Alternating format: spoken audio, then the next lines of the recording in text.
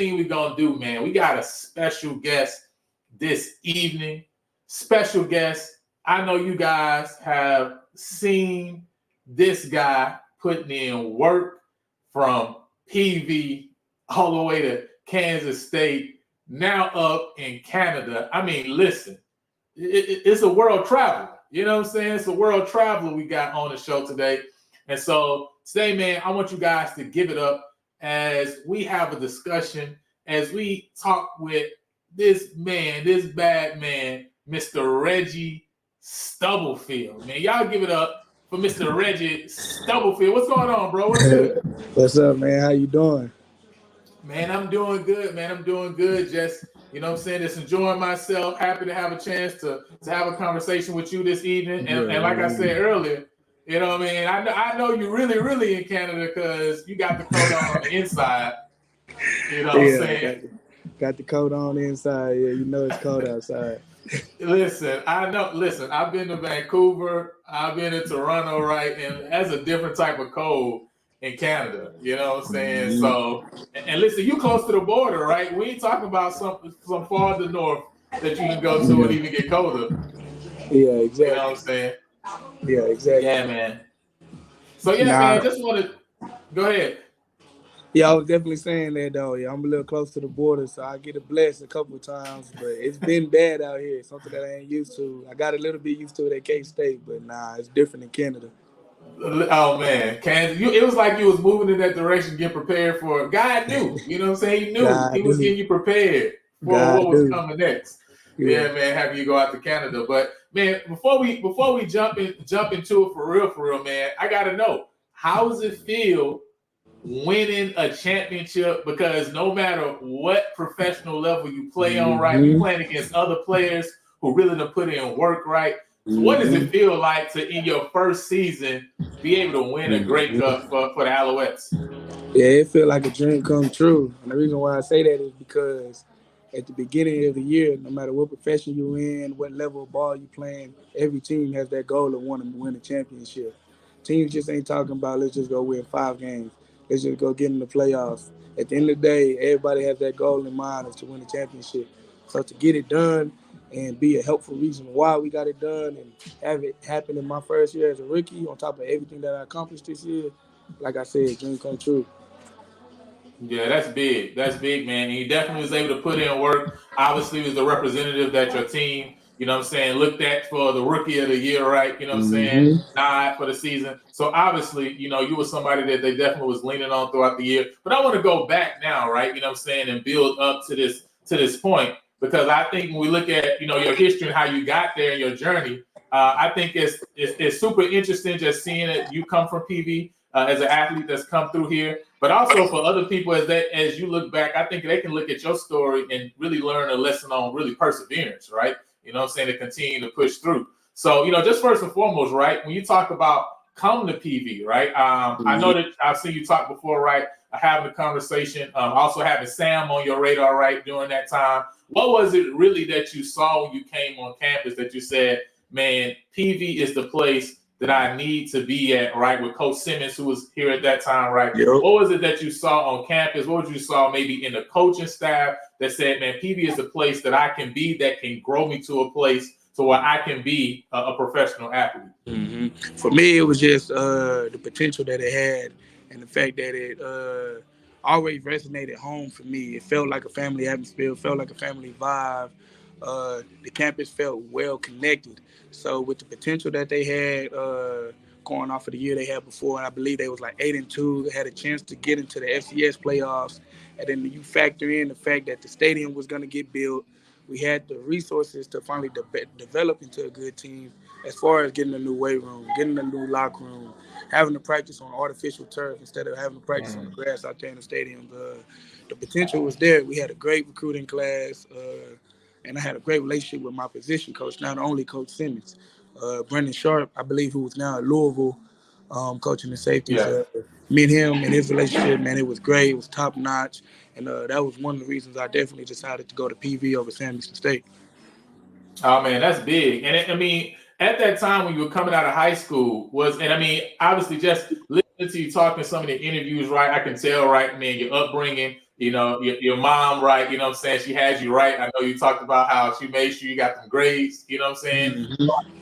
How much how much did your mom and maybe your other family members play as a part of that process of keeping you focused and saying, hey, let's not look at all the shiny lights, right? Let's look and focus on some of the things that you just mentioned there. Because a lot of athletes, they're not looking at those things that you're talking about, right? Mm-hmm. This is a place where I can grow my talent. So, how much of a factor were they, what I'm saying, in helping you to put your mind and your eyes on those things?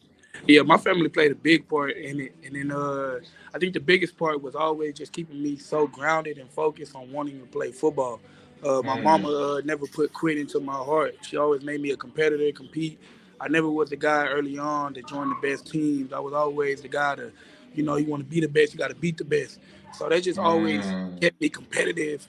It always kept me competitive and always wanted me to figure out ways how I could become better or put myself in a better situation.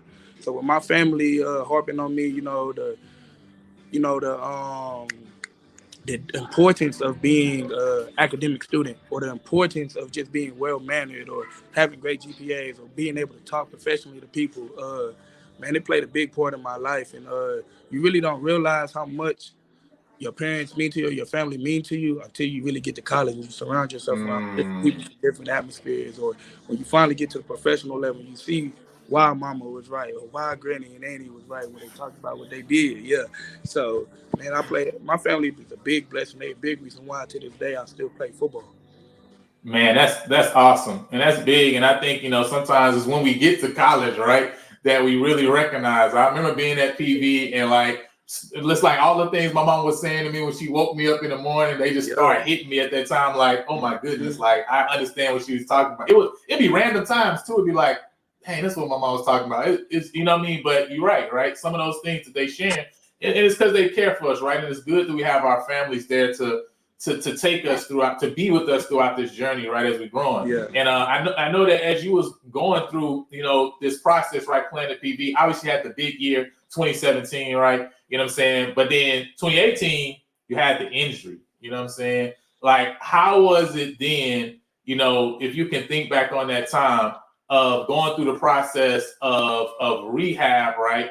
And of being able to try to get back that next year, to get back on the field, especially coming off of such a big year, to where when you thinking, I mean, most people think, man, the trajectory now, right, going into this Mm-hmm. next year as a junior, right, man, it's only on the way up, but then boom, you had an injury, right? Like, how was that process mentally, especially, right, to being able to keep pushing through to get back on the field? Yeah, for me, having those good years as a freshman and then having a great year as a sophomore, only to go into, I believe it was 2018, when I missed the rest of the season. Not only was it because I needed to take care of my body, but I was also moving too fast at the time at PV to where I had gotten into a little bit of trouble too. So the fact that once I got into that situation and I realized, how important football was for me, how much I love it, being a kid coming into PV and wanting to change that program, wanting to change that culture, it kind of did put me into like a deep hole. And a lot of people saw that, but the biggest thing, and now I can look back on it, is that I'm so proud of the fact that the way I grinded my way out of it, Yeah. be able to come back and that following year be all conference, playing only like 5 games, I think I did at that time when I came back, and then following up on having a great year after COVID and being able to now hit the transfer portal and go to a Power 5 school in Kansas State. I think, man, it's just the fact that I was persistent. I surrounded myself around people who was like-minded like me and who believed in me. And I just kept the Mm. main thing the main thing. Once you're a freshman at PV, you kind of go through some ups and downs. You kind of try to navigate your way through and figure out your lane. And for me, being a football player, I figured those things out. But at the time too, you still got to focus every single day, no matter what classification you are in at PV, because your journey at PV can go any type of mileage, like Yeah. anyway. So for me, man, uh, it's just being, like I said, consistent. And I just had perseverance, and I knew like as long as I was breathing, I'd have a chance one day. Even if I had to grind my way back to earn a starting spot, or grind my way back up to get the acknowledgement and credentials in that conference that I wanted to have, so I could succeed and reach my dreams of being a professional athlete, I knew I'd be able to reach that and do that. So that's what I did, man, and it was a blessing. Man, I that's learned a big. lot And at that journey. Yeah, man, that's big. And one thing you said there, you know what I'm saying, that I hope a lot of, either athletes now or people that's aspiring to be athletes is you not only had the family base, right, but then you start saying, man, you start surrounding yourself with other people that are like-minded and that wanted to get to a certain place, the same place you wanted to get to. A lot of times we miss out on that, the fact that, man, our circles are so important in helping us to get to what we need to on our journeys. And that's super big, man. I wanted to ask you on that too, because you talked about your journey. And, before we talk about, Kansas State, what was it, when was it that you learned? Because now as a professional athlete, it's huge, right? It's a job, right? You know what I'm saying? Like, you got to put in work, right? Not just on the field, not just with your body, right? But also in the film room. You know what I'm saying? When was it in your college process, right, that you learned, like, how important it was to do film study, or even was that before, right? But where was it in the process that you learned how important it was, and it finally clicked to you, like, man, if I'm going to be the best that I need to be, right,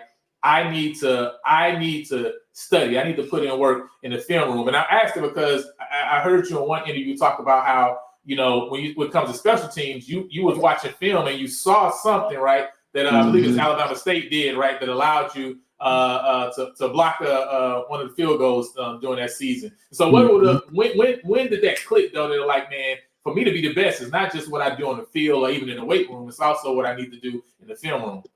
For me, that's kind of funny because it happened at an early age, honestly. I could just remember Pee-wee, junior high ball, even high school, just always wanted to go watch more games or go try to look at people highlights, see what people do.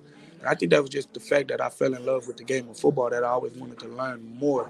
So once I figured out that, this is actually working, getting a head up or getting an extra step on somebody, I always just use that tool in my bag to where I'm going to watch film as much as I can. Because if I can learn what an opponent likes to do, what they like to scheme up, guys' favorite moves, skill sets, how coaches utilize them, I feel like my game is going to go to a whole nother level. On top of me having the athletic ability and the talent to play football. So that's something I've always been having since a young age. And every coach that ever coached me knows that too. It's always important to be a student of the game. Oh man, that's important, and it's good that you fell in love early, right? Because you're willing to put in that work, and I think that's a thing that we got to questions. And again, whether we talk about sports or whatever field you in out there, right? You know what I'm saying? Do you love that thing? Because if you love it, you're gonna be willing to put in the work to be the best at your craft, man. And yeah, man, I just want to show, some of the stats, in during your time at TV, right? You know what I'm saying? Yeah. 132 tackles, 5 touchdowns, 5 interceptions, 10 tackles for a loss, 19 pass breakups, 3 sacks, 2 forced fumbles, 2 blocks. Like, you're all over the field, right? And I mean, you definitely remind, people a lot of Tyrone Matthews. That's somebody who, who stands out to you, or, just somebody who's very versatile, right? Like, you really can see him all over the field. Is that somebody that you modeled your game after, or was there some player that you looked at as you was kind of going through college that you say, man, this is a guy who I really watched a lot of film of because I saw how he played the position and I wanted to model some of those aspects? Yeah, when it comes to a guy that I watched probably a lot of film of on a play style, I definitely would say Tom Matthew. And then people would always ask me, well, what's your comp? What's your favorite player? For me, I grew up an Eagles fan. I used to love Brian Dawkins' energy on the field. So that's kind of where the energy part of my game comes from. But then people ask about my position versatility. And for me, being a young kid, I used to grow up watching Charles Woodson a lot too. I used to see how he could go from the corner, then at the end of his career go to safety, but also match up and cover guys inside the slots or That's whatever. good. So he was so versatile in what he did. But Ty Matthew was that guy during the years where people really decide on if they want to play football or not. That's for me, high school and college. I was like, okay, yeah, Ty Matthew, he's making plays, and how is he utilizing himself and doing that? So I get that question a lot, but for me, it was always crazy because scouts would ask me, well, who do you compare yourself to? And I'm stuck because I want to say Ty Matthew, but the measurables aren't the same. He's 5'9", 185. I'm 6 foot 195. So then they keep asking me, and I'm like, funny this year, a lot of guys on my team said your comparison is Buda Baker for the Cardinals. I'm like, you might be right, but That's a good one. That's a good comp. Yeah, I'm trying to find out a lot of that's definitely a good comp. Yeah, I'm trying to find out a lot of those things. Soon you're gonna be the measurable. You know what I'm saying? So, you know what I mean? That's the direction we heading in right now. You know what I mean? Yeah, so man, it's still interesting, but I think Buda Baker's probably about 5'9", 5'11", hopefully. So I'm trying to find me a comparison still, man, because I done played a lot of teams, I done did a lot of positions, and yeah, though Time Matthew though, man, most definitely, he's very versatile, he's smart, very instinctive. I think that's where that Yeah. comparison comes from. Yeah. I think that's the thing, man. And I'm from Louisiana, right? So Tyrone obviously is a what I'm saying, a legend, right? You know what I'm saying, Louisiana streets, man. But and obviously a lot of great corners and defensive backs have come through LSU, obviously. But that's definitely a great, great comp. I want to ask you too before we move over to your transition, right, to Kansas State. When you think back of your PV on the PV days, right? What were some of the things that stood out to you? You know what I'm saying? Being able to play right for both Coach Simmons and being able to play for Coach Dooley. You know what I'm saying? And being able to play right and rub shoulders, obviously, with Bubba McDowell, right, who's now the head coach at PV. You know what I'm saying? What really did you see? From those coaches as you went through there, that maybe you say, man, I see why these coaches could have success even in the SWAC because of what you saw when you were playing there. Now, most definitely, the biggest thing that I get from all of those coaches is just very similar. I believe that they're all consistent in their beliefs and what they need to have a successful program. For me, Coach Simmons, man, he believes in the hard work. He believes in brotherhood and the fact that we're going to show up every single day and compete with anybody, no matter who we're going against. Coach Dooley, and I think everybody sees this with him, is the fact that he's so confident. Like Coach Dooley's gonna tell you he could play Alabama right now. He's gonna score 70 points on them by halftime. So the fact that he instills that confidence in you is crazy, man. He does that throughout this whole team. And then with Bubba McDowell, man, is his faith and his belief in what he can do with what he has. Uh, as long as you can buy into his lessons, his teachings, and the things that he wants for the team, he's just so consistent in his faith and his belief that you want to run through a wall for him and you want to play for a guy for him, no matter if he's coaching the linebackers, DBs, if he's a DC or if he's your head coach. So those guys are very consistent in what they believe in. And then the reason why I believe they always have success is because they're just great coaches. They work really hard all around. Man, they know their cities, they know their states, they know the pipelines that they want to recruit in, and then the fact that man, they just done it all. They've seen it all. They're just ultra competitive. So, man, I got a lot of love for all three of those coaches. Man, that's big. That's big, man. And then obviously being able to play right and show your work right at PV, show the type of player you were. Obviously, then you had an opportunity it opened up for you to be able to go out to Kansas State. You know what I'm saying? How was it? What was the biggest thing, I guess, in your transition from Prairie View to Kansas State? What would you say was the biggest hurdle that you had to get over, or wall you had to run through in your transition from playing at PV in the SWAC to be able to play on a Big 12 level at Kansas State? Yeah, for me, one of the things that I first realized, especially at this time, it's not like I'm transferring or I'm getting to college and I'm just a freshman. I have a lot more experience on my hands. So being a redshirt senior, grad transfer at that time, the fact that you notice how much money plays a part into these colleges programs. Mm, So the fact that Kansas State is now able to have our 20 guys, 120 guys there for the summer workouts is that it's going to bring more competition. It's going to be ultra competitive. Whereas PV, we're still trying to figure out ways just to have 30 guys there for the summer. So as I realized that and look back on that, those things played a big part and was one of the first things that I had to kind of realize and see that, okay, this money makes the thing go around. It's the reason why this thing is operating the way it is. So on that Big 12 level, that Power 5 level, you're able to attract more the better athletes on paper uh, to compete and to play for these programs. And the thing that just interested me so much into Kansas State was at the time I was making that decision during COVID. So for them to have an mm, established program going in as far as we know what our summer's going to look like, we know we're going to have a season in the fall, those were some uncertainties at the time during PV, as well as the fact mm. that this is a chance for me to play on the Power 5 level, which every scout wanted to see. And the fact that I could get my name out there and just play on a bigger stage and show these guys that I'm a small school guy, but I can play on this level and I'm ready to take that next step. So those are some things, and man, those are the biggest things that I've seen. Man, that's awesome, right? And I think that's a big thing that you're saying, and being able to say that you saw it right in person.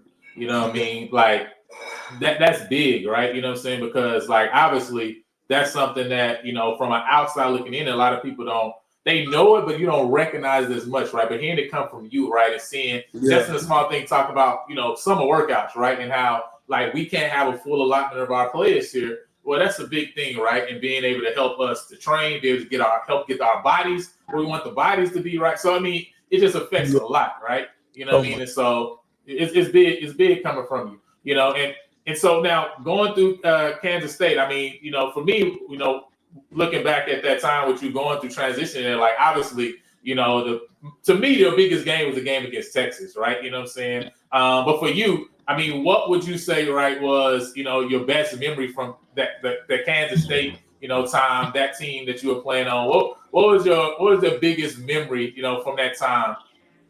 I think the biggest memories for me was our bowl game against LSU in Houston. And we played at NRG Stadium. Yeah, Just don't for remind the me of fact to that help. Yeah, just to help them. My bad. I know you from Louisiana. My one. bad. No, you good though. You good. Just to go down there and compete against the LSU team and get that win. But it was the fact that it kind of summed up our whole season. They was coming off a 2-8 season during COVID, and they had a tough time. A lot of guys left that team into the portal.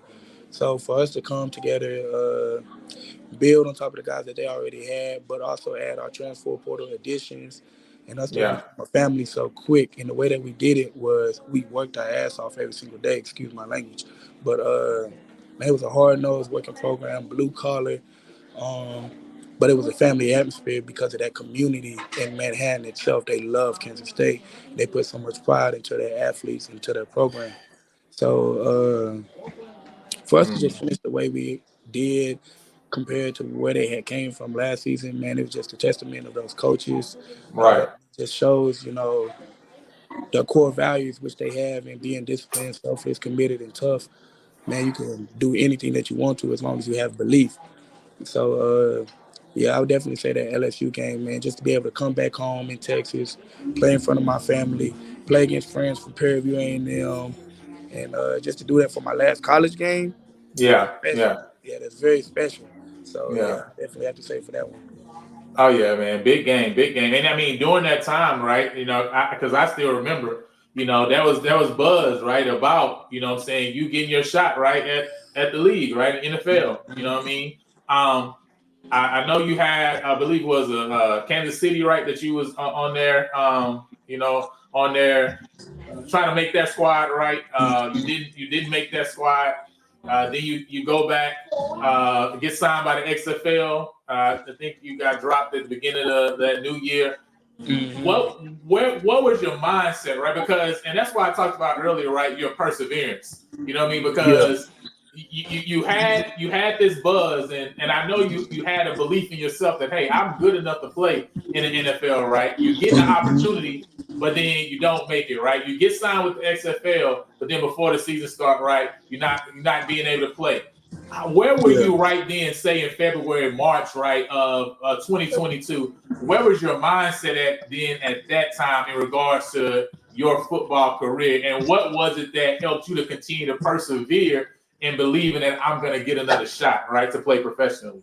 Yeah, so for me, it was never the fact that it wasn't nothing that was talent causing me to get cut. Unfortunately, during the pre-draft process, I went undrafted, and that was majorly because of an injury that I had sustained during Kansas State that I played with, but finally got surgery Mm, after the bowl game. But we played one of the latest bowl games in January, but we had our pro day, the earliest out of all colleges in March, and it was the first week of March. So I didn't have enough time to fully recover and perform at my best.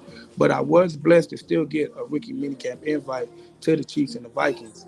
But unfortunate, like we talked about, I was actually injured uh, going mm, into my first day at camp with the Chiefs. I caught an interception coming out the post, but at the end of the day, you're competing as a rookie minicamp tryout guy, and damage goods are no goods when you're in the business of the NFL. So, not being able to truly recover from that, I had to take some time off, and I was finally able to get picked up by the XFL. But I think that situation was just a little bit tough and sticky because the XFL was hosted in Arlington, And with me being a local guy, I just felt like during the time when we went through a winter storm out there in Arlington, a lot of guys that they were still trying to figure out if they wanted to bring in or not or give a chance to practice. They didn't get to practice because of the winter storm. So for me being a local guy, Mm, I guess they felt that it was easier to cut me because I'm only 5 minutes down the street from our practice facility and where we were staying at. So I just didn't like how they went about, so I just decided to take my talents up to the CFL. And a lot of gotcha. guys from the XFL, they felt like I should have made that team. A lot of guys was mad, upset about it.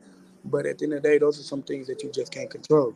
So if it's Yeah. something that I know I can't control, I'm not going to get mad about it or stress myself out about it because at the end of the day, I knew I had the talent to play on a professional level. I just need to be in the right situation.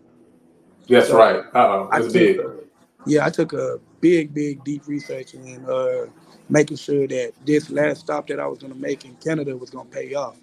You know, I made sure I talked to the general manager, the owner, the head coach, because they did reach out to me. They wanted to sign me, but I just wanted to make sure that it was the best move. And at the end of the day, I just persevered because I kept working out, I kept training, even if I got cut or not, because I knew in my mind, man, I could play professional football. This season, man, it summed it up for a lot of people. Yeah, that's man. Listen, that's really big. How soon after you got cut by the XFL was it that you kind of started making your connections with the CFL, right? Because I think that season starts in the summer, right? Early like June, right? Yeah.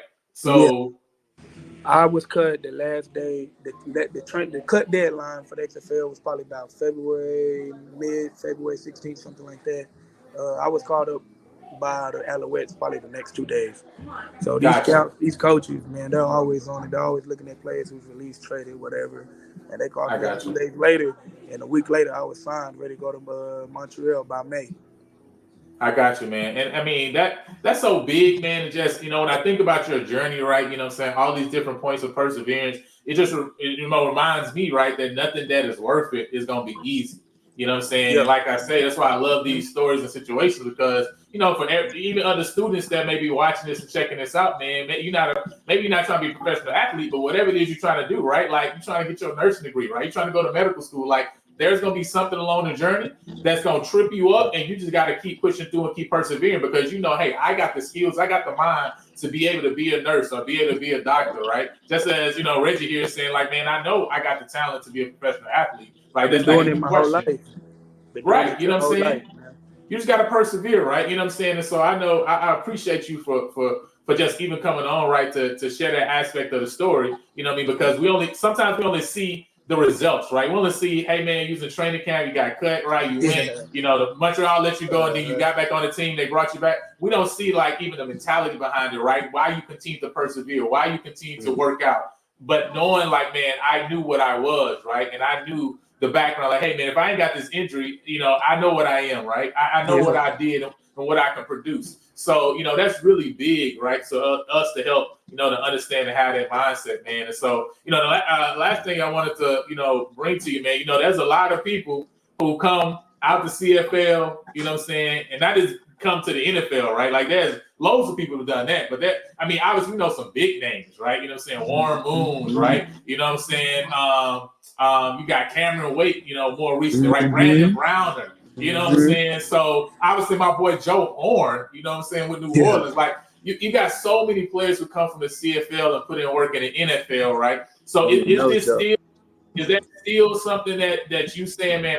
My end goal still is to play professionally in the National Football League. Like, what's your mindset at this time, right? And how you trying to navigate that process? Because when I look at the schedule, it's always interesting. I'm like, man, June and November, even having those conversations, right? Yeah. Like, because it's like it seems like you probably have to make certain decisions of whether you're going to go say take a shot, right, and go into a training camp in the NFL versus going back to like Montreal, for example, right? You know what I'm saying? Yeah. So can you kind of give us some background into that and your thought process on that? Yeah, so the way that works is the CFL has a partnership and a connection with the NFL to where once our season ends, there's a window to where these NFL teams can now reach out to CFL athletes. And I want to say it's in February to bring us in for NFL workouts for the upcoming season to sign to those teams for their 90-man roster to bring them into camp. So I actually got a whole lot of workouts lined up for this upcoming workout season. And I'm definitely going to reach and man, try to play on the highest level of football that I can while I can play football. Because at the end of the day, I know football's going to end. I ain't no telling when it's going to end, but I know one day I'm going to have to stop playing, and everybody wish we still can play sports, but we know that time is always ticking. So, man, for me, that's how it works, and I just know I'm blessed right now to be in the position that I am and have multiple teams calling me right now. So, it's Man, just that's a blessing. That's a blessing, man. I'm happy. I love your story, bro. You know what I'm saying? I can't wait to see where you go. Listen, I'm gonna be hoping that New Orleans give you the call. You feel me? Because then I ain't got no pulls, no way. Just like yes, like this can just work perfectly together. You know what I mean? But wherever the Lord wills, like He knew you was going to Canada, He took you to Kansas City. He understands. He knows the best, right? You know what I'm saying? So I let Him do His work. You know what I mean? But I am still gonna be hoping. You feel me? You know what I'm saying? That the Saints put that call in. You know what I'm saying? Because that jersey look really good, black and gold. You know what I'm saying? Now, most definitely. Yeah, I know God got a plan, but as I look back on this championship week that I just had, man, I always wanted to be, as a kid, be an all-pro, be rookie of the year, win the championship, and God had a different plan for me doing that out here in Montreal. So, man, I fully trust Him, and I just know at the end of the day, whatever He puts me in is for a reason. So I'm just make the most out of it. Oh, for sure. And real quick, can you explain maybe a little bit what's the difference between, CFL, game and American football? I know it's probably it may be just a short time, right? Because I know the game is a little bit different, right? You know what I mean? I ain't gonna lie. To me, now that I have finally played it, watched it a whole lot more, it's better. The game of football is so much better. It's way safe, and it's a lot more exciting. Just to give you like a couple of different things about the NFL and the CFL, there's only 3 downs instead of 4. There's 12 guys on the field on each side of the ball. The field is wider, and there's just so many different ways that you can earn points. And it's just better, man. I'm telling you, you gotta really watch these games. I gotta check out some full. I gotta check out some full games. You know what I'm saying? So man, you gotta go watch our game, Montreal Alouettes versus Toronto Argonauts, the playoff, the semifinal. Okay, I'm gonna check out that game, man. I'm gonna watch the full game. I watch highlights, right? You know what I'm saying? But I ain't gotta watch the full game. Yeah, man. That's gonna be dope. And I know, man, we got a couple questions, maybe 3 more minutes and I'll let you go, man. But I know you talked about, one of your goals is, after you hang up the cleats, right, to go into coaching. You know what I'm saying? What kind of put you in that place to where you say, man, this is what I want to do. You know what I'm saying? When I hang up my cleats, man, I want to come back and coach. And I know you talked about on college level and about on the NFL level, right? So what is it that kind of put that in your heart as something you want to do later on in life? I'm always blaming my coaches because they always said you're going to coach one day. And although they used to just be picking on me because of how smart I was or what I thought I knew or how well communicated, but also just being the leader and always being like a team captain on every team I played on. Maybe that's just something that they always just stuck in me. And I was like, you know what, maybe I am going to do it. But after having experiences of training kids in the summer and during that time when I was cut from the Chiefs and going back home, being a high school coach at my former high school and being a teacher, I just fell in love with it. So just having an opportunity to impact kids and give them the knowledge in the game that I know that hopefully that they can reach those steps and goals that they want in life, man, I don't know. I love it every day. So if I love what I do, I know that's what I'm going to do and I'm going to work at it. So you're going to get no better than that. That's big. That's big, man. Hey, man, listen, just let's keep this, keep this in your pocket, because whenever that time is ready, you can come back and coach the safeties here at PV, you know what I'm saying? And listen, we got a defensive coordinator position for you. You know what I'm saying? Like, I ain't got that cool, but I'm gonna just keep putting in the atmosphere, you know what I'm saying? Don't forget about us. We here. You feel me? Yeah, we're gonna keep playing football as long as we can right now, but for sure. We talking about way down the line after the career's over. You know what I'm saying? After you soaked up all that knowledge, man. You know what I mean? And we got a lot of people on, man, telling you congrats, you know what I'm saying, on your year, man, and on being rookie of the year. Somebody said, man, are you gonna be at the SWAC championship game? I know you're in Montreal right now. I don't know if you make it down to Tallahassee. December 12th to December 11th. No, it's actually this weekend. It's the 2nd of December. So Nah, I won't be there, man. I got a lot of interviews and stuff coming up. yeah, listen, man, this man out here working. Now we do got a question about your cousin, because you know what I'm saying, I think somebody did see that. Is he in the portal? Yeah, he in the portal right now. He's receiving a lot of Power 5 interest, though, man. Hey, listen, but we always gotta put our hat in the ring. You know what we gotta do. You feel me? We got you know what I'm saying? You know what we gotta do. And I would love for him to actually experience that HBCU swag and just Prairie View in general. Like, not even just putting a title to teams, but just Prairie View. I would love for him to experience that. But, man, he's focused and he loves what he's doing. Oh, He's for sure. Group of 5 kid, but, yeah, he's looking to go P5.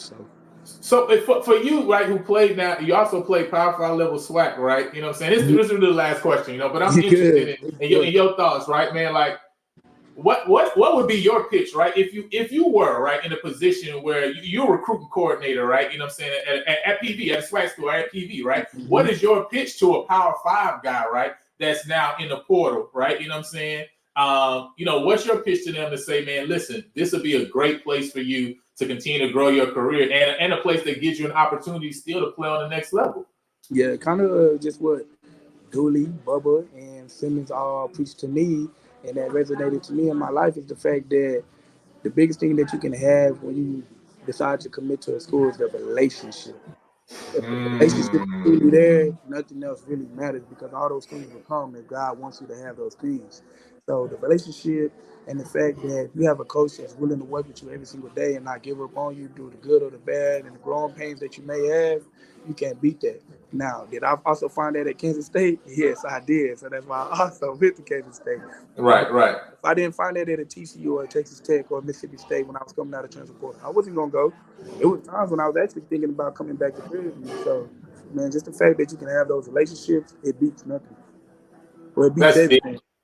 That's big. I think that's important. Again, for all y'all who check this interview out, man, remember that, you know what I'm saying, it's about the relationships, right? No matter where you go, and you know what I'm saying, like, God's going to take you where you need to be, you know what I'm saying? If that's PV, man, of course, we're walking you open on, but wherever you going to go, right? You know what I'm saying? Make sure you got the relationships there that's going to help you to go to the next level, right? Whether that's playing or whether that's somewhere in your life, right, in the industry you're going to be in, right? Just make sure you take care of that, man.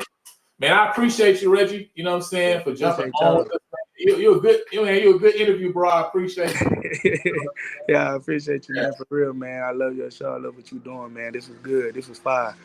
I appreciate it. Thank you, bro. You know, hey, listen, you welcome back anytime, man, because I know, man, you like 100 yards ahead of me when it comes to this game of football, man. So if you want to come back on at any time, maybe even next year, right, to maybe talk about some game stuff or whatever, listen, we can do it, because you know what I'm saying, we really the channel is here so that we can continue to grow the love of PV athletics, you know what I'm saying? Because, you know, I know the more you have a fan base, right, that's really excited, right, really stands behind, you know, the players, both former, right, and those that are here now, you know what I'm saying? It adds to that camaraderie, right, you know what I'm saying, into what we build. And we have that, you know, when we talk about, you know, engineering and nursing, right? But we want to do that also with the athletic side of things too. You know what I'm saying? So, yeah, man, y'all doing the right thing, bro. I really appreciate you. Yeah, bro. Well, all right, man. We appreciate you. I'm gonna let you go because, you know, I know that you're gonna get some calls. Listen, hopefully, if you see a 504 number, make sure you pick that thing up. All right, you know what I'm saying? 504. That's at the top of the callback list. All right. All right, man. at that New Orleans, you feel me? So, you know what I'm saying? All right, bro. I'll holler at you. Yeah.